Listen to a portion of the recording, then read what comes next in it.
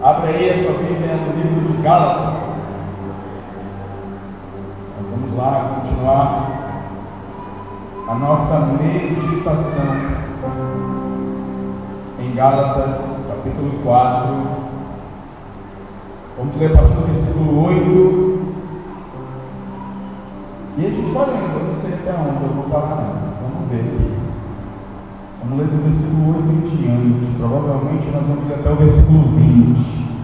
Gálatas capítulo 4, do versículo 8 ao 20. Quando você abrir aí, você me avisa.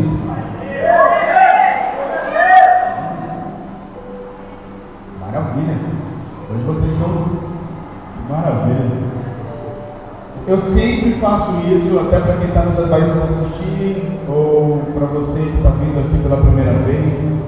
A gente prega mensagens por série. E a série que nós estamos pregando agora é o outro evangelho, baseado no livro de Gálatas. Por que o outro evangelho? Talvez você pergunte. Porque o contexto do livro de Gálatas, ele gira em torno disso.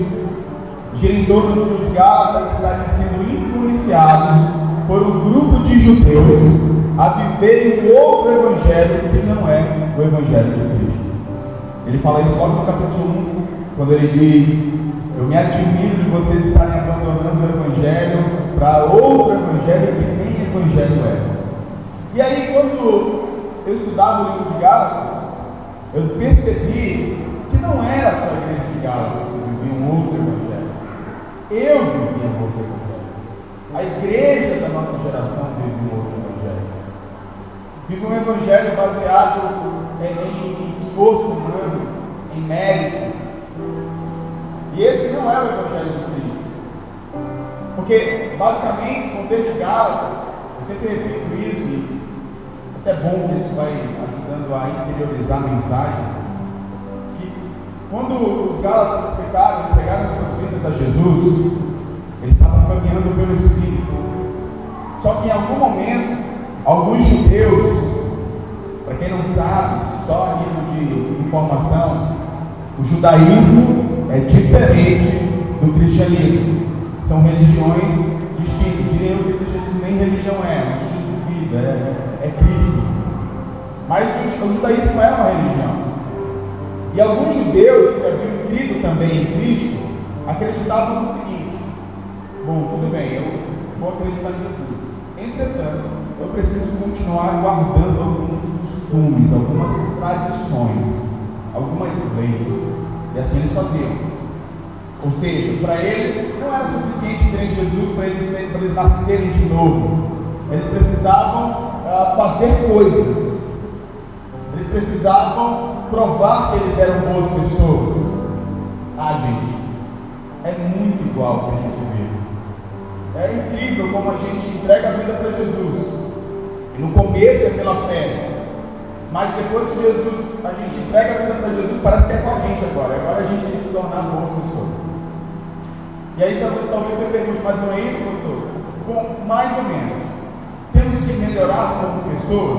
Obviamente, o Evangelho me prega isso. Mas a questão é o meio pelo qual nós vamos fazer isso. O problema é que nós fazemos isso na força do nosso braço e não baseado na fé em Jesus Cristo. E aí o resultado, normalmente, desse tipo de evangelho tem sido pessoas cansadas, frustradas, transformadas no seu exterior, ou seja, foram adestradas no seu comportamento, mas o seu interior nunca é mudado. São pessoas que, por exemplo, não pecam ainda exteriormente, mas por dentro estão sempre desejando o pecado. E esse é o grande problema desse falso evangelho. Ele nos transforma por fora, mas nunca por dentro. A gente continua com os mesmos desejos, com os mesmos impulsos, embora em algum momento a gente consiga controlar isso, vez ou outra, a gente escapa a nossa verdadeira essência. Eu não estou dizendo que o verdadeiro cristão também em algum momento não pegue, mas eu estou dizendo que isso é de fato, uma coisa, um deslize. E não é alguém vivendo em estado de abstinência. Para quem não sabe, abstinência é estado de negação. O verdadeiro evangelho transforma, o falso evangelho te faz viver num estado de negação, onde você fica dizendo para você mesmo: eu não vou fazer isso, eu não vou fazer isso, eu não vou fazer isso. O verdadeiro evangelho faz o seguinte: eu gosto do pecado, eu preciso que Jesus me transforme. Ele não nega a verdade. E eu não estou falando de nada que eu não tenho vivido, gente. A igreja está careca de saber, de eu contar o meu testemunho e o meu processo de libertação. Eu era viciado, gente, em pornografia. E para eu ser liberto, uma das orações basilares da minha libertação foi o seguinte: Pai, eu era cristão, eu já era líder de jovens, mas eu era viciado. Eu não disse para ninguém, porque eu tinha vergonha disso. A gente tem vergonha. O verdadeiro evangelho faz a gente fazer o seguinte: faz a gente admitir a realidade do nosso coração. Uma vez eu cheguei para Deus e disse: Deus, eu gosto de pornografia, me dá prazer. E eu não sei fazer para me libertar. Eu só dependo do Senhor. Se o Senhor tem um plano para mim, o Senhor pode me libertar, porque eu não tenho força, eu já tentei pela minha força. E todas as vezes que eu tento, o resultado é sempre o mesmo: eu caio de novo. Talvez alguém esteja assim, aqui nessa situação. Pode não ser com pornografia, mas pode ser em outro pecado. Você está sempre caindo no mesmo pecado. E você não entende, você ama Jesus. Você de verdade, como eu, quer ter uma vida com Deus. Só que você não consegue vencer. É porque a gente está tentando vencer pela religião. É quando Jesus não basta. É quando a gente acorda toda manhã dizendo: hoje eu vou ser melhor. Quando deveríamos, na verdade, todas as manhãs acordar e dizer: Senhor, eu estou com a mesma dificuldade de ontem. Você não busca ser melhor, você se aproxima de Deus. Existe uma diferença entre uma coisa e outra. Na verdade, existe um abismo que separa uma coisa da outra. E aí a gente fica ali forçando, e isso é o falso evangelho.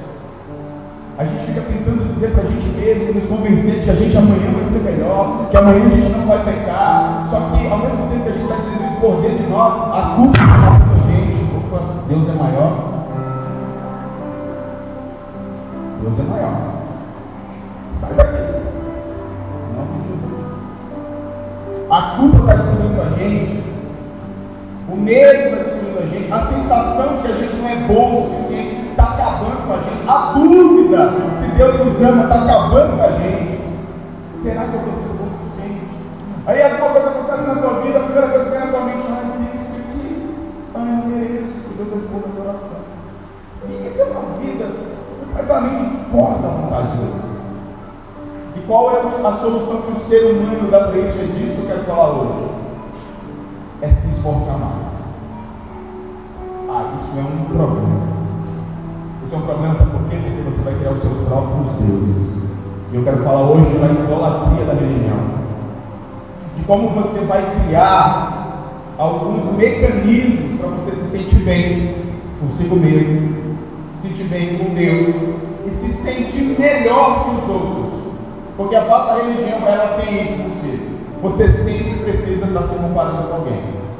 É daí que nasce a inveja, é daí que nascem as facções, é desse ambiente de a gente estar tentando justificar a gente mesmo, onde Cristo não basta, onde a gente tem a sensação que sempre está faltando alguma coisa. Talvez você chegou aqui essa noite com essa sensação. Não importa o que você faça, te falta alguma coisa. Você não está pleno, está faltando alguma coisa.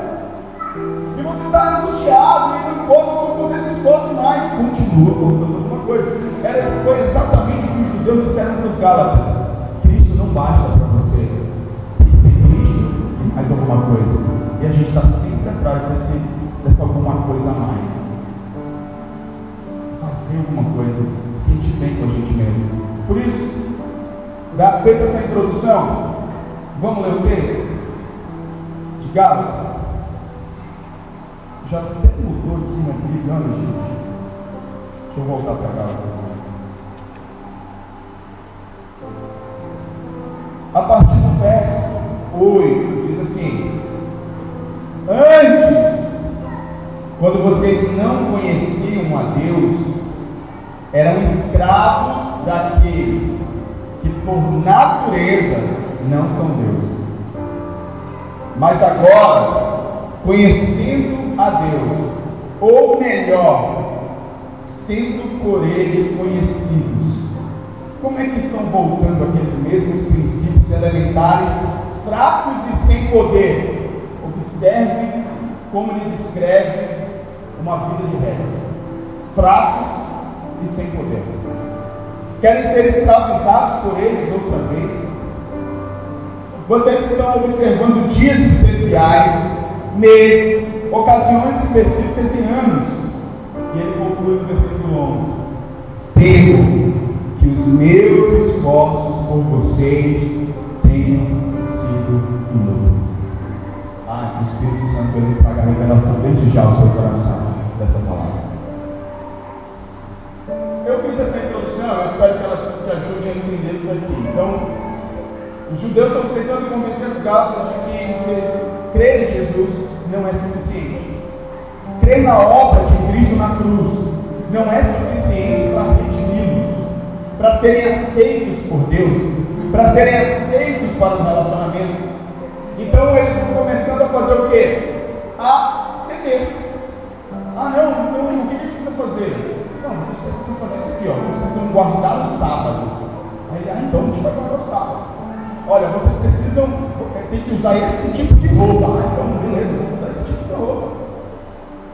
Aí vocês precisam seguir essas regrinhas aqui, E aí o judeu tinha muita regra.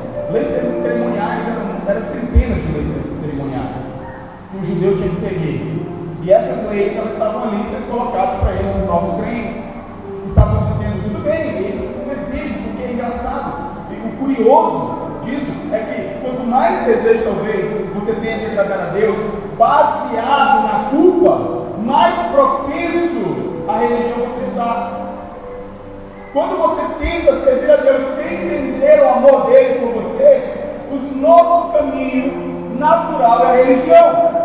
Vamos acabar lá, vamos acabar nesse lugar, onde a gente precisa de um monte de regrinha para a gente ter uma sensação de plenitude, para ter a sensação de que eu sou crente, eu preciso cumprir as regras, porque se eu falho em uma regra, eu perco essa sensação.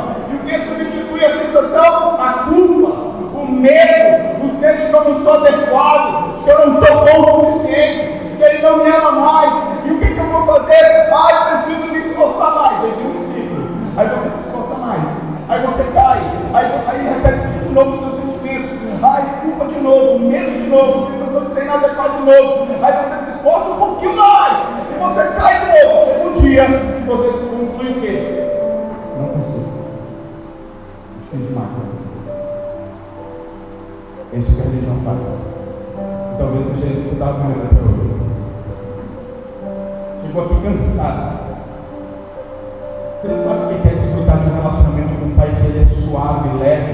João disse que os mandamentos de Deus não são pesados, mas você não consegue entender essa palavra. Como não? Esses mandamentos de Deus me sufocam todos os dias. Todos os dias me sinto pressionado a ser melhor. Todos os dias tem alguém jogando na minha cara que eu sou crente.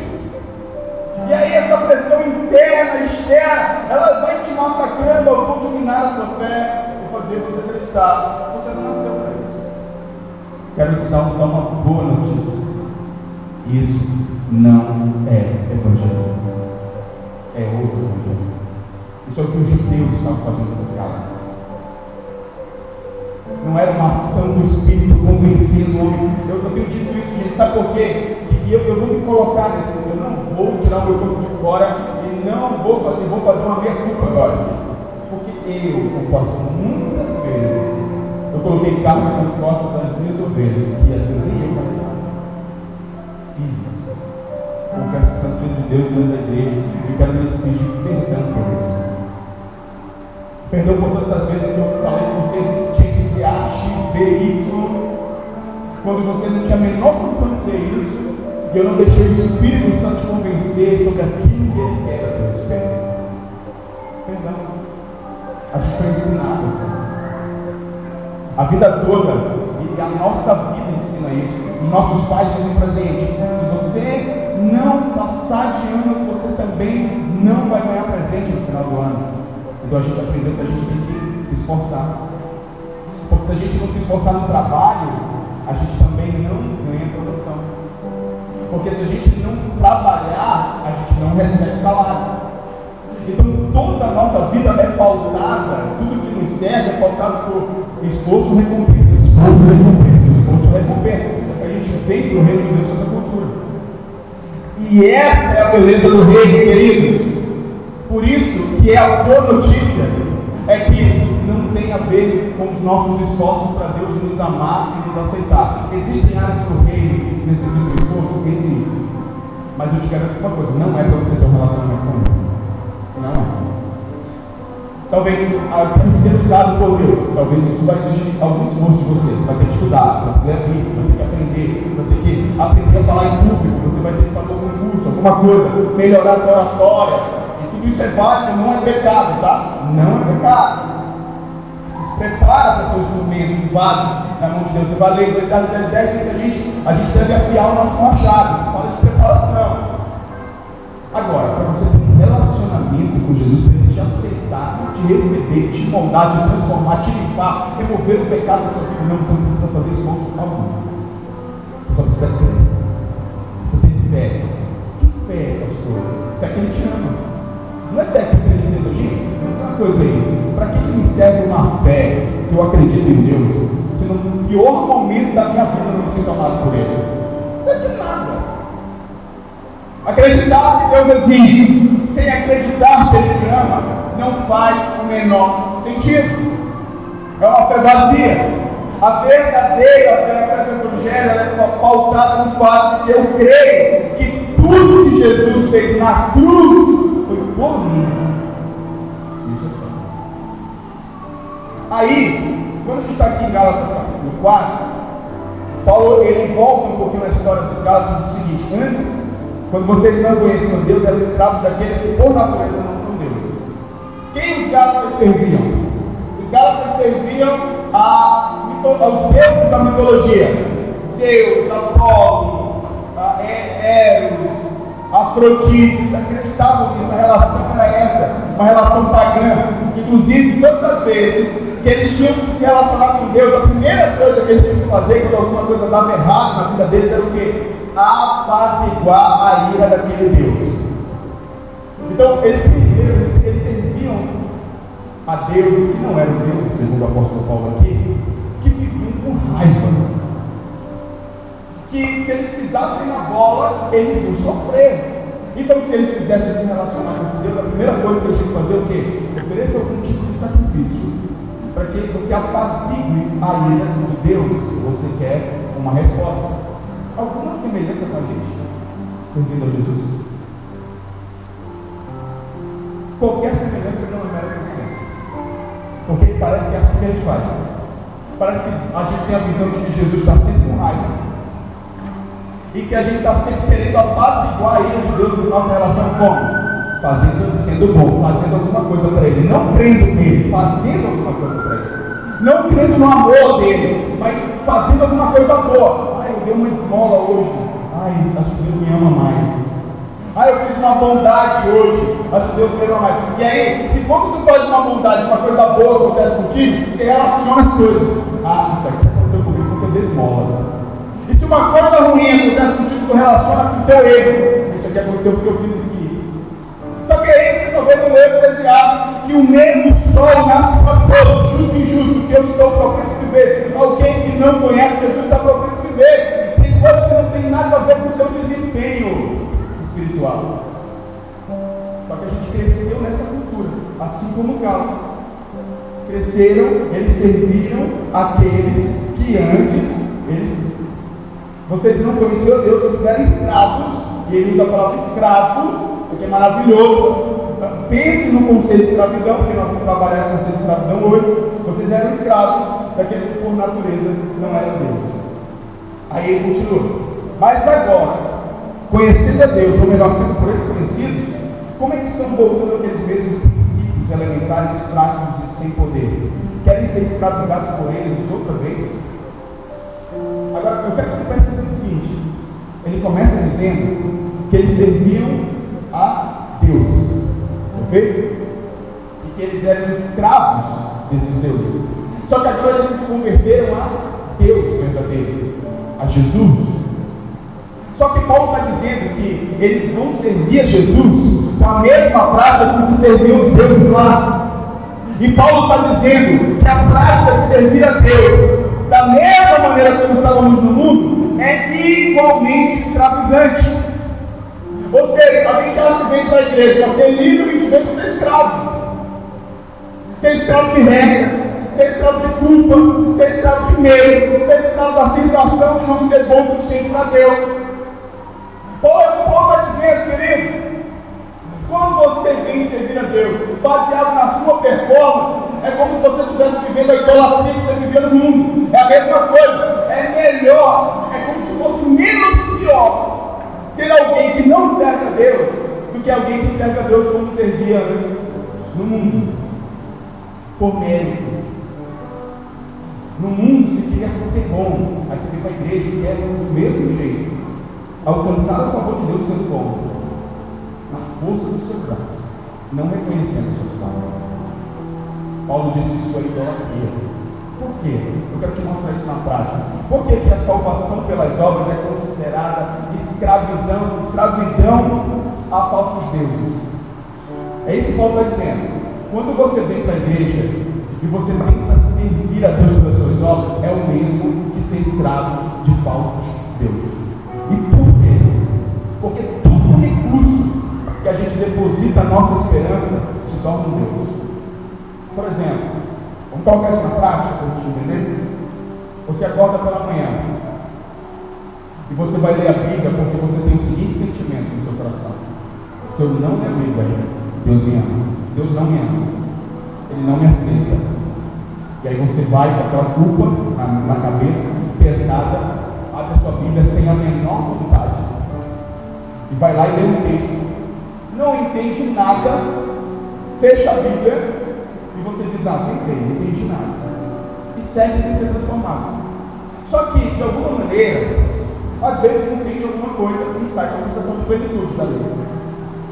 Minha Bíblia, nossa, como eu estou satisfeito, me tornei mais crente hoje. Você percebe que a sua plenitude não vem do relacionamento com Deus, mas vem de algo que você fez. Você percebe que você está tornando isso um Deus, porque se é isso que te traz paz, não é Jesus. Ou seja, desde que você faça, você está em paz. Se você não fizer, você não está em paz. Como é que um verdadeiro filho de Deus que vive o verdadeiro evangelho acordaria pela manhã? Eu vou dizer como eu faço. Tem dias que eu acordo e digo assim: Pai, estou com a minha vontade dela. Hoje eu não vi a Bíblia, eu não fui orar. Mas eu estou aqui. Deixa eu dizer para alguma coisa. A palestrante me ocorre alguma coisa que o Espírito Santo fala no meu coração. Aí eu digo para ele. E aí eu começo a ter uma coisa e falo: não, Senhor, mas é porque ontem foi difícil. Hoje eu estou com uma preguiça, hoje eu não estou com nada. E quando eu percebo nesse diálogo, eu passei meia hora conversando com Deus. Orei quando não quis orar. Você sabe que não fui eu que produzi isso? Foi só eu sincero diante de Deus, dizendo: Senhor, essa é a minha posição atual. Agora, qual seria, você acha que seria o resultado se eu estivesse forçando? Não, eu tenho que orar. Gente, no dia que eu não fizer isso, eu penso, o que eu vejo muitas pessoas me dizendo? Eu vi isso ontem. Uma moça ora todo dia. Aí um dia ela não orou. E aí aconteceu algo ruim com ela. Ela disse: olha aí, tá vendo? Isso aconteceu porque eu não orei. Não. Eu não acredito nisso. Deus não é esse Deus mitológico que ele está ali assim: hoje tu deu uma vacilada, agora tu vai ver o quê? Peraí, agora eu vou te pegar. Não, gente, isso era a mitologia grega dizia. Aí você tem que. Aí a pessoa acontece uma coisa ruim, aí ela volta: vou apaziguar a ira de Deus agora. Ai, Deus, eu nunca mais saio sem ler a Bíblia, eu nunca mais saio sem orar. Ô, gente, isso é aperfeiçoar pelas obras. O que vai acontecer é que ler a Bíblia e orar para você não é um meio de se relacionar com Deus, é um meio de você não sofrer, virou seu Deus. Sabe por que é difícil a gente entender assim? Porque são coisas cristãs. É tão difícil acreditar que a gente vai idolatrar coisas que fazem parte da vida cristã, mas a gente torna Deus aquilo que não é Deus. Ler a Bíblia não é Deus. Me aproxima dele, isso tem que ser feito porque eu entendo o amor dele.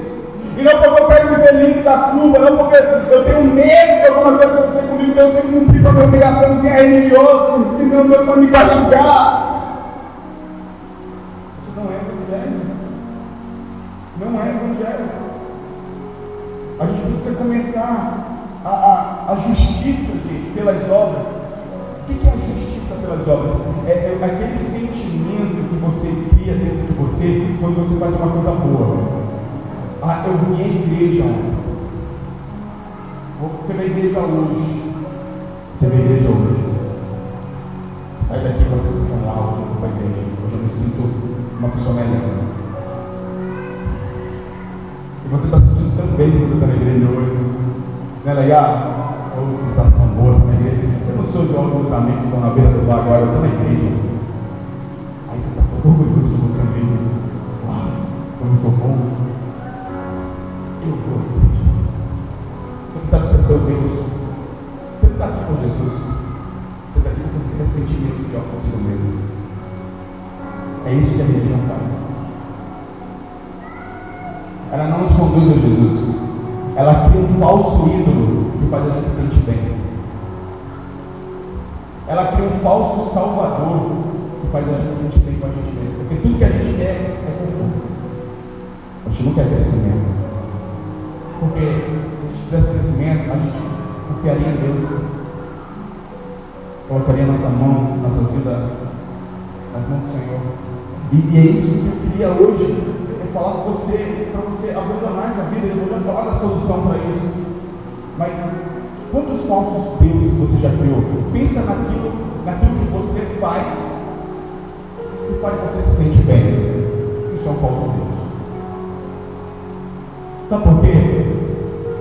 Porque eu descobri que, embora eu não faça nada, eu consigo me sentir bem porque eu sou amado. E tudo que eu faço não é para eu me sentir bem. É porque eu me sinto amado. Eu não faço para sentir, eu faço porque já sinto. Existe uma diferença muito grande entre uma coisa e outra. Então eu não estou correndo atrás de nada, eu já alcancei. Aliás, eu já fui alcançado. Entende? Eu não estou correndo atrás. Quando você lê o capítulo 3 de Gálatas, ele diz: todos nós somos filhos. Ele está dizendo assim: você se tornará filho. Se a gente entregou a vida para Jesus, já somos filhos. Mas sabe por que a gente age como órfãos, pessoas que não têm pai, e a gente fica o tempo todo correndo atrás do pai? Não, eu preciso fazer isso aqui, eu preciso de Deus mesmo. E aí, quando você não consegue alcançar o amor de Deus, sabe o que você faz? Você abandona a igreja e você vai correr atrás de amor de pessoas. E aí você vai cair na maior loucura da sua vida. Você pode viver na sua vida. Quando você está atrás de amor. Quando tudo que você precisava fazer era crer que é amado. Crer. Gente, irmão, você está me olhando aqui agora. Só que está me vendo no YouTube depois. Você é amado. Isso faz toda a diferença. Você não vai ser amado, você é. Mas pastor, olha a minha vida. Eu sei, é assim. Ele te conhece, nós vamos já ver isso aqui. Mas Ele te ama. Eu sempre cito Romanos 5,8. Porque Deus prova o seu amor para conosco pelo fato de Cristo ter morrido por nós quando ainda éramos pecadores. Ele não esperou a gente ficar tudo certinho para dizer: agora eu te amo. A gente estava lá, na beira do bar, sendo amado por Deus, na boca de fumo, sendo amado por Deus, na dimensão muito de um hotel, sendo amado por Deus. E aí ele está tentando te atrair para ele, para que você abandone essas práticas, está dizendo: você não precisa disso, você tem a mim, você tem o meu amor, você abandona isso. Quando você entender que você é amado, sua busca acaba. Você não precisa mais ser escravo do pecado. Ele está dizendo aqui em Gálatas 4. Não precisamos. Ou seja, para a gente se sentir feliz ou digno, se sentir espiritual, se sentir melhor com a gente mesmo, Então a gente começa a fazer coisas. Significa que essas práticas estão tomando lugar de Deus na nossa vida. Sem Jesus, a gente sempre vai ser escravo de alguma coisa. Sem Jesus, você sempre vai criar um salvador para você mesmo. Alguns salvadores parecem Deus. Por que é difícil, gente? As pessoas estão bebendo, gente, elas não buscam salvação, mas elas estão buscando algum nível de alívio. As pessoas estão nas drogas, estão na mesma situação. Por que com a gente é mais difícil de identificar? É porque a nossa prática parece certa. Esse orgulho, essa soberba que muitas vezes a gente tem porque a gente não é igual aos outros. Parece. Eu oro, eu leio a Bíblia, eu faço isso, você puxa o seu currículo espiritual aí e esfrega na cara de todo mundo. E aí você olha para essas práticas e não parece idolatria porque elas são ensinadas por Jesus. Mas Jesus nunca ensinou dessa maneira. Jesus sempre ensinou. Se a gente quiser conhecê-lo, a gente vai para as Escrituras. Então, ler as Escrituras é um desejo, parte de um desejo de conhecer a Jesus. Não para suprir a minha falha, não para que eu me sinta melhor comigo mesmo. Você entendeu, diga amém? Então, o problema da idolatria da religião é que ela é menos óbvia. Você já não dá com cara assim. Você olha e diz assim, errado. Não dá para perceber isso. É tão sutil, que às vezes a gente está ali achando que está fazendo certo, mas não está completamente fora da vontade de Deus. E o que comprova isso são os seus sentimentos dentro de você. Embora você faça tudo certinho por fora, por dentro você continua angustiado, com medo, inseguro, sem a certeza de amado, sem a certeza de que tem valor, sem a certeza de que é filho de Deus. Nenhuma dessas certezas você tem. Embora por fora está tudo certinho, está tudo bonitinho. Por isso Jesus chamou os fariseus de sepulcro e caiado, porque por fora está batendo. Então tem gente bonitinha por fora, aqui está destruída por dentro. Jesus não dá o tempo. O problema da religião é que ela muda o nosso exterior, mas não muda o nosso interior. E não é isso que Jesus quer. Quer ver um exemplo disso? A gente tem lá em Lucas 15 a parábola do filho pródigo. São dois filhos e nenhum dos dois filhos querem Jesus, querem seu pai. O primeiro filho, que é o filho mais velho, que fica na casa, ele quer os bens do pai, tanto quanto ele foi embora, que pediu a herança e foi embora. A diferença entre o outro é que ele caiu em si. Ele disse, cara, eu estou sendo destruído com a minha vida. Eu entendi errado as coisas. E aí ele volta para o seu pai. Mas o outro está lá, tão amargurado, ficou lá na casa do pai, está indo à igreja direitinho, está fazendo as regras direitinho, mas por dentro está destruído, está com raiva do pai, está insatisfeito com a vida que leva. É crente, mas é o crente que está ali todo essa vida, nunca está feliz, nunca tem plenitude no seu interior, está sempre murmurando, está sempre querendo mais, está sempre sentindo falta de alguma coisa. Sabe o que é prosperidade? Não é ter tudo, é não sentir falta de nada. O salmista disse assim: o Senhor é o meu pastor, de nada terei falta. Significa dizer, querido, que existem coisas que nós não vamos ter na vida, mas isso não vai definir a nossa alegria, porque eu não sinto falta. Olha, tem coisas que eu não tenho. Eu não morro porque eu não tenho. Eu sonhei ter uma picada grande, um sonho. Eu não tenho, gente. E eu não vou, eu não sinto falta, eu não vou morrer. Eu não fico triste pelos cantos, murmurando que Deus não dá isso. Não, porque eu tenho Jesus, eu tenho tudo, eu estou pleno. Entende? Assim, é isso que o Evangelho tem que fazer em nós. Tem que nos manter plenos. Então, agora, como é que é a relação saudável com o Pai? Nesse texto de Gálatas, às vezes bastante desapercebido. Gálatas, no versículo 9. Deixa eu só confirmar.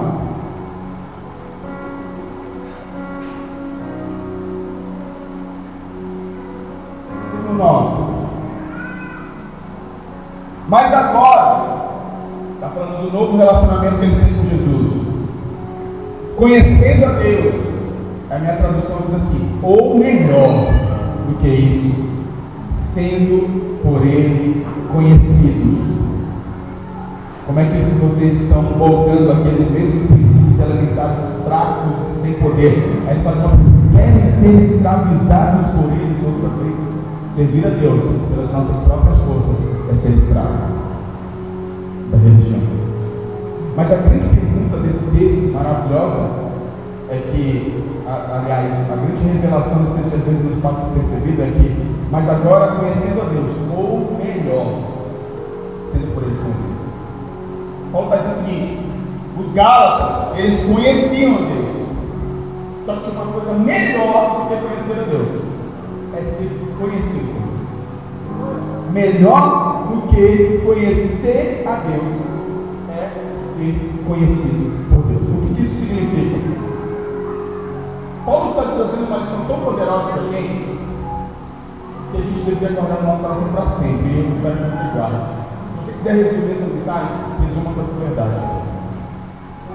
Quando ele diz assim, melhor do que conhecer a Deus é ser conhecido por Deus, ele está dizendo: o que importa não é o que a gente faz para Deus, é o que Deus faz por nós. Porque o que a gente faz para Deus é volátil, gente. Um dia a gente está bem, a gente faz; outro dia a gente está mal, a gente não faz. Um dia a gente está amando a Deus, outro dia a gente está magoado com Ele quando as coisas vão mal. Ou seja, o nosso conhecimento de Deus muda de acordo com as coisas, o nosso amor por Ele também muda de acordo com as circunstâncias. Mas o amor dele por nós não é inabalável. Não importa qual seja a circunstância. Milano não está no pecado, ele te ama do mesmo jeito. Agora eu estou indo para a igreja, ele te ama do mesmo jeito que não te amava pecado no pecado. Então, assim, pastor, então qual é a razão para eu então não continuar no pecado? É porque, embora ele te ame, você não pode ter um relacionamento com quem te ama. Então as tuas feridas continuam abertas. Os teus traumas continuam te atormentando.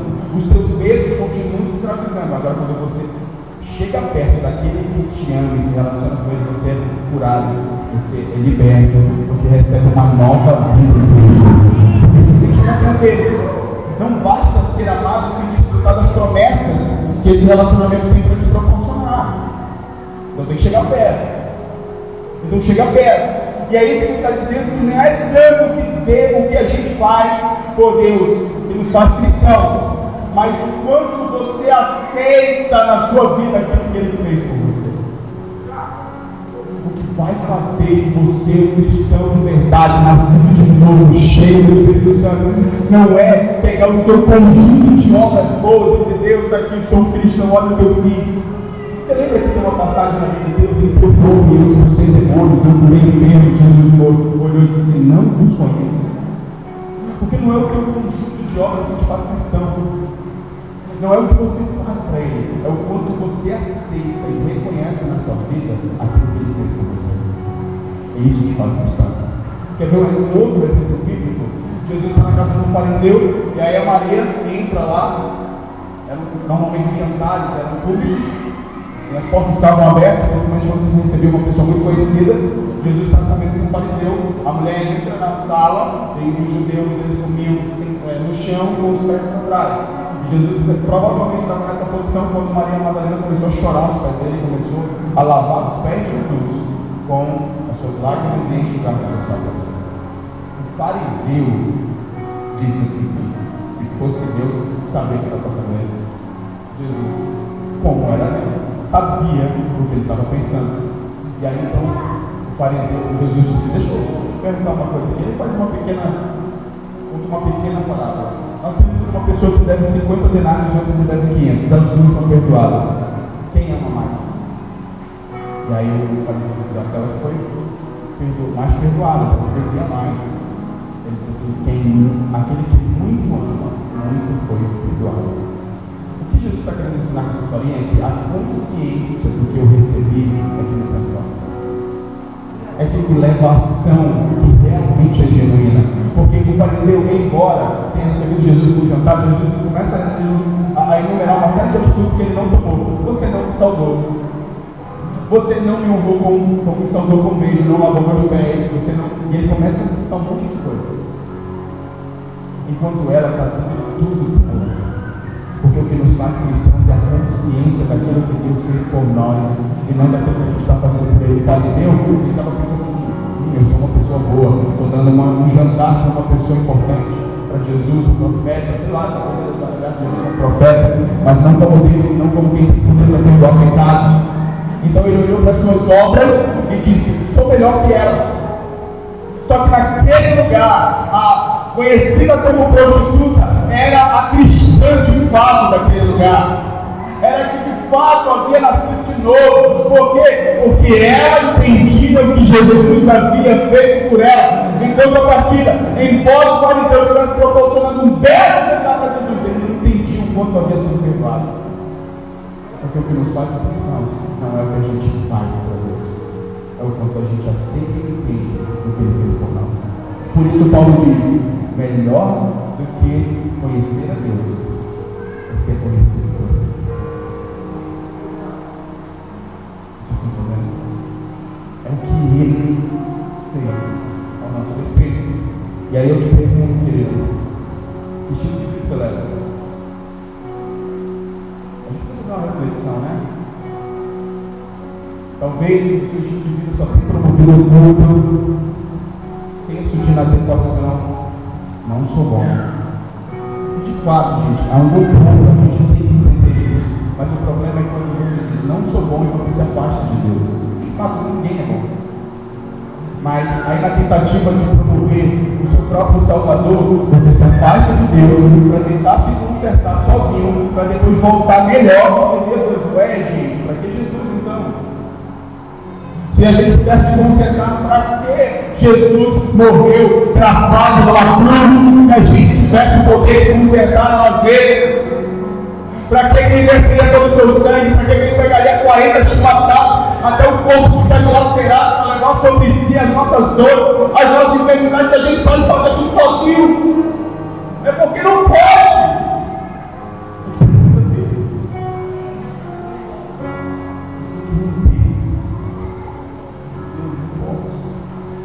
Me salva. E por que isso é um antídoto contra a idolatria que a gente vive?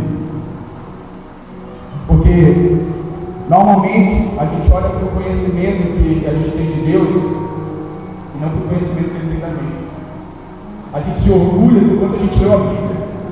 A gente se orgulha do quanto a gente vem orar, do horário que a gente ora. É comum ver as pessoas dizendo: gente, eu oro assim para orando. Cara, de fato, existe um texto bíblico que diz que aqueles que buscam o Senhor de madrugada não encontram. Mas aí, se transformar no seu orgulho, é um problema. É você firme nas suas obras. É você se sentindo bem porque você faz uma coisa que está na Bíblia e usando isso como seu Deus para se justificar. Não a obra de Cristo. Você poderia dizer: eu oro às 5 da manhã, mas sou tão pecador como qualquer outro. Eu sou tão bem. O que de fato me santifica e me justifica não é orar às 5 horas da manhã, é a obra de Cristo na cruz. Mas não, você usa isso para atribuir valor a si mesmo. Você usa seus atos de bondade quando você faz qualquer coisa boa. Você tenta dizer para você mesmo: olha, está vendo como eu sou uma pessoa boa? Isso é idolatria. Na minha opinião, e essa é só a minha opinião, tá? Quero dizer que Paulo uma vez disse o seguinte: digo eu, não o Senhor. Eu vou dizer isso: digo eu, não o Senhor. Esse também é o motivo porque o nosso evangelho não tem poder.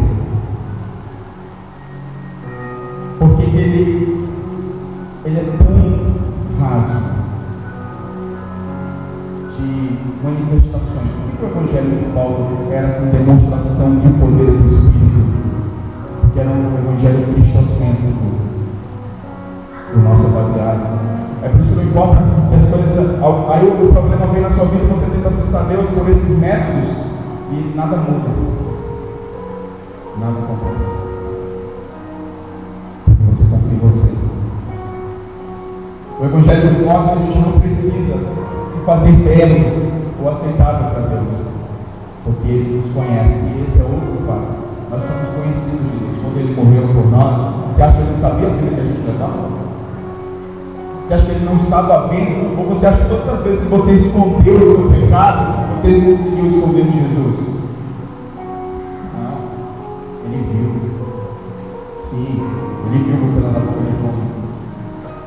viu você na beira do bar. Sim, Ele viu você com outra mulher no hotel. Sim, Ele viu você com outro homem. Ele viu tudo. Ele te conhece, mas Ele nunca te rejeitou. Ele, cada vez que você pecava, mais Ele queria te salvar, mais Ele queria te tirar dessa vida. Ele quer fazer isso. Você é conhecido de Deus. E o verdadeiro Evangelho, ele não se trata de você se consertar para depois você vir apresentar alguma coisa, não. Se trata de você reconhecer que é miserável e que a tua dívida é impagável. É impagável. Você diz, Deus, eu não consigo pagar a dívida do Senhor. Então o Senhor pode me perdoar. Você pode aceitar o pagamento que Cristo fez na cruz para você e crer em Jesus Cristo. Isso é Evangelho. O grande fundamento da certeza cristã não é o quanto do nosso coração está voltado para Deus, mas saber que o coração dele é inabalável a nosso respeito. Ele nos ama e quer nos salvar sempre, está disposto a nos perdoar sempre, está disposto a nos restaurar sempre. Quantas coisas a gente vai pedir, enquanto houver vida, a esperança não volta para Jesus, pega até o final. Volta! Mas eu fiz de novo. Volta! Ele está aqui, Ele vai te amar. Tenha segurança que Ele te conhece, o amor dele continua disponível. Chega no trono da graça com confiança. Chega se humilhando também e diga: eu posso, eu consigo, eu tenho força por isso, porque eu estive no Salvador. É só assim que a gente vai admitir que a gente precisa do Salvador, gente. Coração.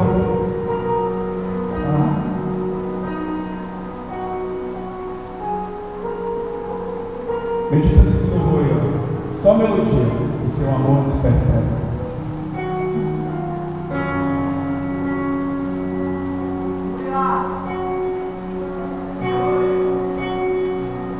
Essa é a verdade. Enquanto a gente estiver em vida, Ele vai estar correndo contra a gente. Ele vai estar correndo contra a gente para nos restaurar, para dizer: sai daí, deixa o pecado, não essa vida. Eu quero fazer de você uma pessoa diferente. Eu quero transformar você. Eu quero transformar você do começo ao fim. Não começa pela fé, depois vai pela força, não. Vamos crendo do começo ao fim. O Evangelho não se deixa para trás. Você estava pensando de domingo passado. Nunca deixamos o Evangelho para trás. Nunca deixamos a verdade que quem nos salva, nos restaura, nos transforma Jesus. Você não pode pegar uma lista de coisas e agora querer mudar a si mesmo. Você tem que todo dia, humildemente, reconhecer que precisa dele, em oração. Vai dar presença, isso é a única coisa que eu consegui fazer pelo resto dos próximos meses ou anos da tua vida. Seja chegar diante de Deus e dizer: Deus, eu preciso de misericórdia, minha alcança, me transforma, eu reconheço, me mostra tudo errado. Se você não for uma oração, você pode fazer, está tudo bem, mas faça! O Senhor diz que tudo que tem a nossa mão faz conforme as tuas forças, significa dizer que Ele nunca pediu para a gente se esforçar além daquilo que a gente pode. Porque se trata de fé, é sobre fé. É sobre fé. Sem fé é impossível agradar a Deus. Hebreus 6.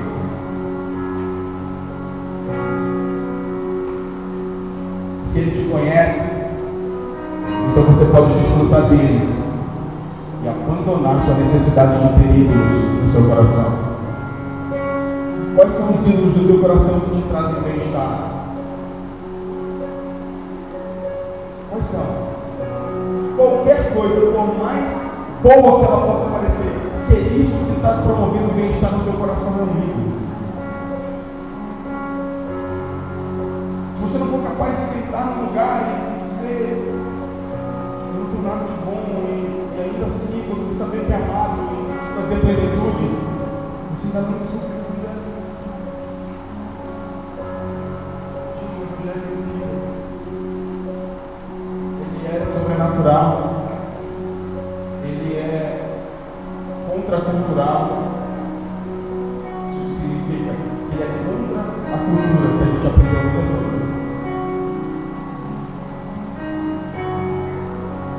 Só fé.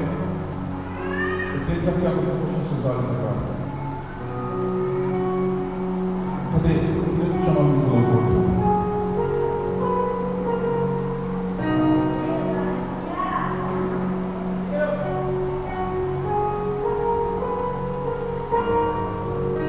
Eu quero desafiar você a meditar na mão de Jesus, o sacrifício dele na cruz por você. Na verdade, eu quero desafiar você a entender que foi por você. Porque talvez você acredite que ele morreu, mas não acredite que foi por você. Afinal de contas, Jesus viveu a história, né? Então é difícil negar a morte dele. Mas tornar isso pessoal, você consegue? Você consegue tornar isso pessoal? Você consegue ouvir dizer que foi por você, filho? Foi por você, filho. Porque foi.